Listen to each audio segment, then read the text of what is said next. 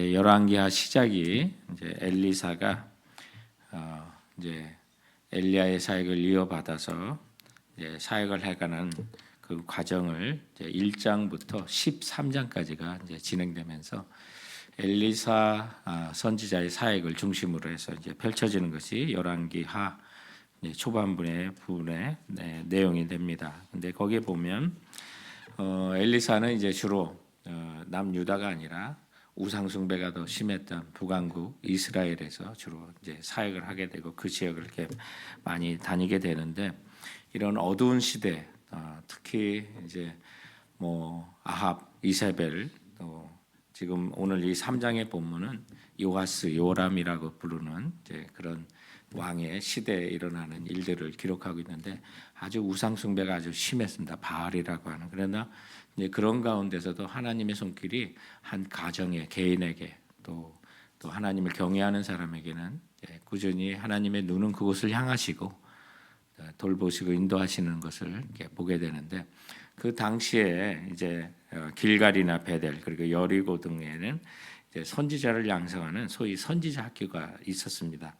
아합 왕 시대에도 못된 아합 왕 시대에도 이런 선지자 학교가 계속 운영이 됐고, 그런 선지자들을 돕는 국내 대신으로 오바다라고 하는 사람이 있었다는 것을 이제 열왕기상 18장에 보면 우리가 알 수가 있습니다. 그래서 이렇게 선지자 학교에서 훈련받은 사람, 이제 그런 것이 이제 오늘 본문에 1절에 나오는 선지자의 제자들이라고 하는 표현 속에서 나오는데, 우리말로 하면 그냥 신학생, 가정도 가지고 자녀도 있는데 신학생이라고 이렇게 생각하면 되겠습니다. 대부분 신학생들이 이제 뭐 결혼하지 않은 상태에서 처음에 오지만 대학원 과장들 보면 그리고 가정을 가지고 있고 뭐 그런 경우가 있는데, 오늘 이 본문에서는 아들을 둘을 둔 이제 그 선지자의 제자, 신학생.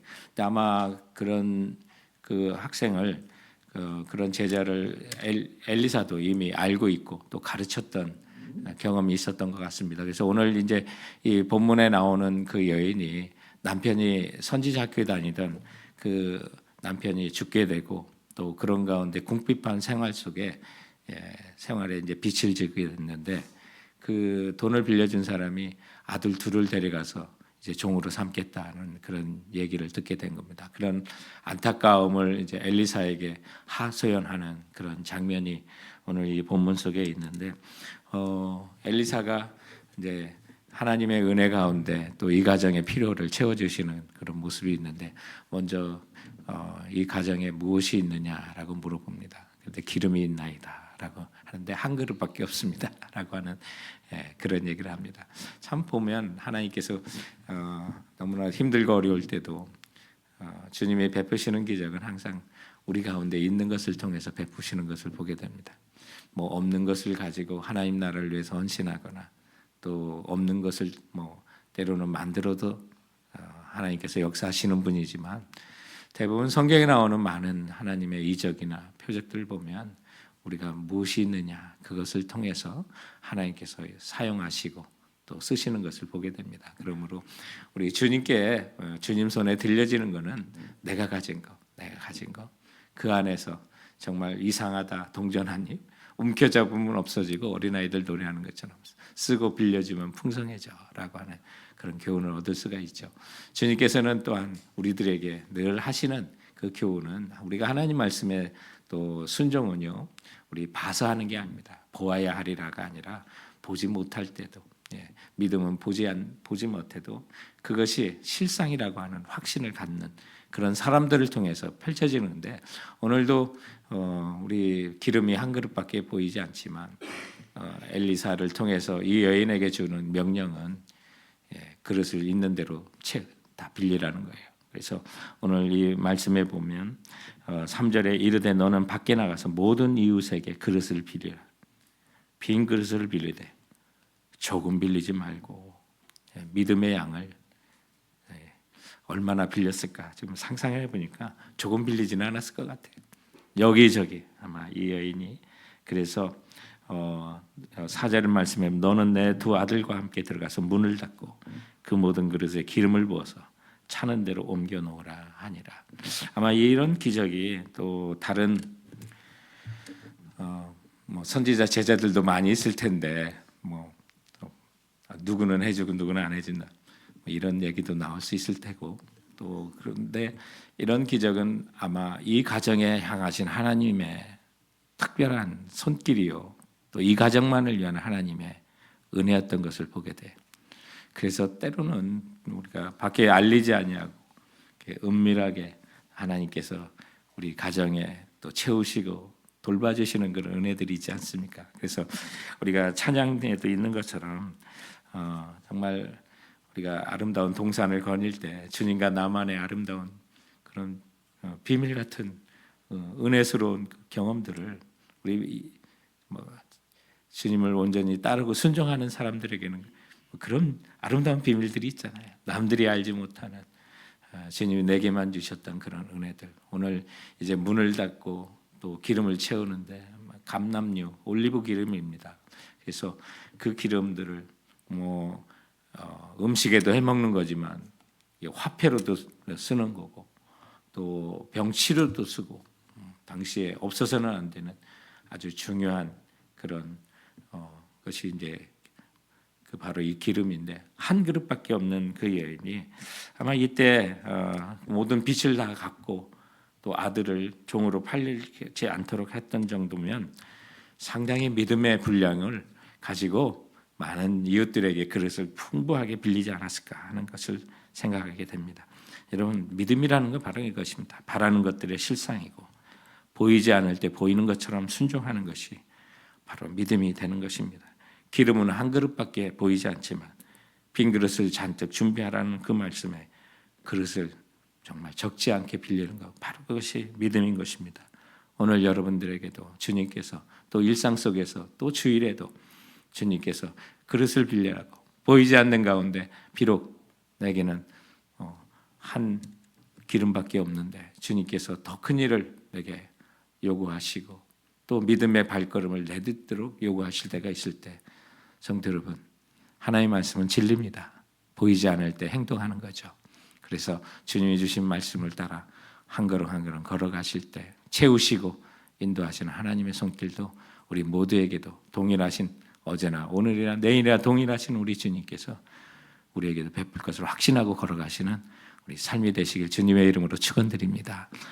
오늘 이 여인과 함께 이제 8절부터 오늘 본문에 나오는 37절까지 내일의 본문까지는 또 다른 여인의 모습이 나오는데 수넴이라고 하는 이제 여리고하고 남동쪽의 여리고와 또 북쪽의 갈멜산이라고 있는데 거기에 요충지 이제 오며가며 북왕국 이스라엘에서는 교통의 요지와 같은 그런 곳이 됩니다. 그래서 우리 대한민국 남한으로 볼 때는 한 대전 같은 위치에 있는 것이 이제 수넴인데 그래서 엘리사가 이 북왕국 이스라엘의 그 사역을 감당하기 위해서 여기저기 갈 때 가장 많이 들리게 되는 것이 이제 수넴이에요.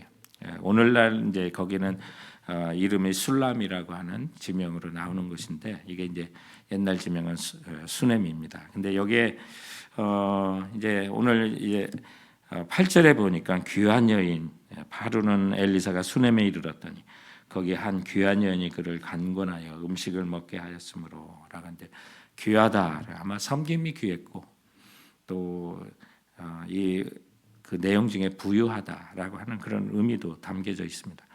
그래서 자기뿐만 아니라 재정적으로도 어느 정도 이렇게 풍성한 사람인데 뭐 돈이 있다고 여러분 잘 대접하는 건 아니지 않습니까? 그래서 오며 가는 길에 이 엘리사라고 하는 그 선지자를 좀 강권해서 오히려 뭐 그냥 지나가려고 하시는 그 선지자를 막 이제 모셔다가 식사를 대접하는 그런 모습이 오늘 이 본문 속에 있어요. 그런데 여기 9절에 보면 이 여인이 그의 남편에게 이르되 항상 우리를 지나가는 이 사람은 하나님의 거룩한 사람인지를 내가 아노니. 그래서 이렇게 강권하는 이유가 뭐예요? 하나님 사람이기 때문에 하나님의 사람이기 때문에 대접하려고 하는 거예요. 그런데 엘리사가 이 북왕국 이스라엘에 사역을 할 때 이 수넴을 자주 왔다 갔다 하는 거예요. 굉장히 교통의 요지이기 때문에 그래서 남편에게 요청해서 청하건대 10절에 보면 우리가 그를 위하여 작은 방을 담 위에 만들고 아니 뭐 지금 음식만 대접하는 게 아니라 방도 만들어 드리고 또 그 가운데 선지자가 사역하실 수 있도록 책상과 침상과 의자와 촛대를 두사이다. 그래서 그가 우리에게 이르면 거기에 머물리라 하였더라. 그리고 이제 거기서 머물게 되었던 거예요.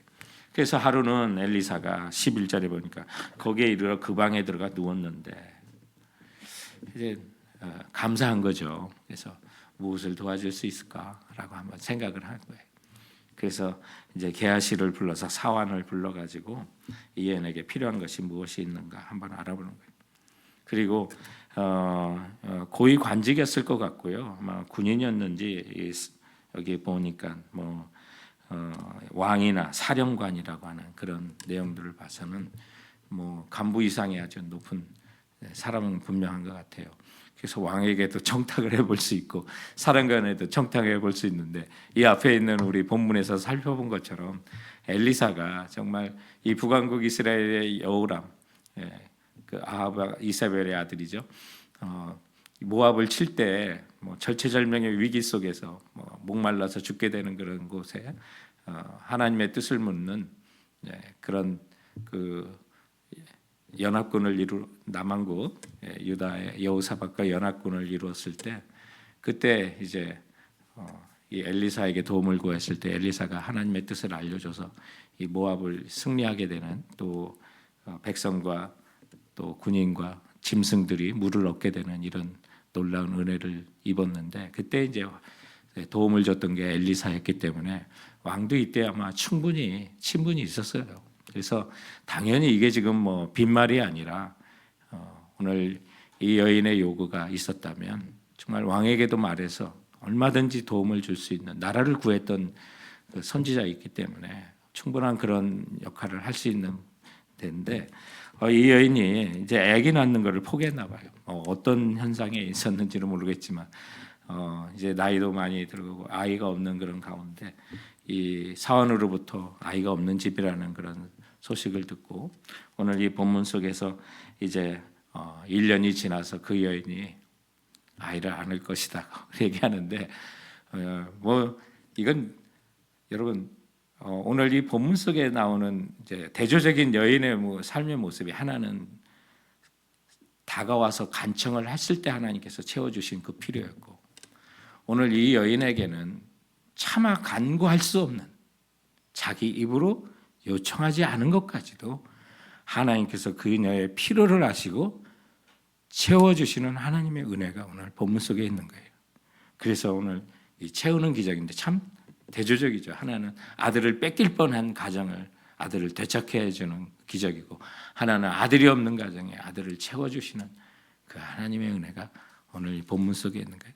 사랑하는 성도 여러분, 정말 주님의 일을 위해서 주님을 위해서 순종하고 믿음으로 살아가고 정말 이웃을 사랑하고 베풀며 하나님께서 내게 주신 은사와 은혜와 시간과 재물과 풍성하게 사용하시면 우리가 미처 간구한 것도 채워주실 뿐만 아니라 차마 내가 요청하지 못한 것 그러나 나에게는 꼭 필요했던 거예요. 오늘 이 여인이 오늘 이 본문 말씀에 여인이 아들을 주겠다고 했대 나를 속이지 마세요라고 차마 간구하지 못하는 근데 그런 마음에도 그러나 오늘 이 수넴에 있는 그 여인이 나를 속이지 말라고 했대 정말 아들이 필요 없는 건 아니었거든요. 정말 너무나도 사모했고 갖고 싶었고 또 낳고 싶었던 여인이야. 근데 하나님께서 이제 엘리사를 통해서 그녀의 그 필요를 채워주시는 그 기적을 오늘 보여주고 있는 겁니다. 주님, 이분이 바로 우리 하나님이십니다. 여러분의 아버지시고 우리가 주님 앞에 순종하고 나갈 때 구하는 것이나 구하지 않은 것이나 우리의 필요를 채워주시는 분은 오늘 이 북왕국 이스라엘이니까 여러분 그것이 바알이 아니라 우리 하나님이라는 사실을 보여주는 거예요. 그래서 우리가 이 바알은 오늘날 와서 우리 세상을 상징하지 않습니까? 물질의 세계를 상징하지 않습니까? 우리 필요는 세상에서 오는 거 아닙니다. 하나님의 사람의 필요는 구하거나 구하지 않거나 모든 것을 채워주시는 하나님 앞에 신선한 믿음의 경주를 하는 자에게 우리 오직 하나님이 우리에게 베푸시는 분임을 믿고 오늘도 감사하며 나가는 우리 모두가 되길 주님의 이름으로 축원드립니다. 오늘 이 말씀과 함께 우리 함께 같이 기도하기 원합니다.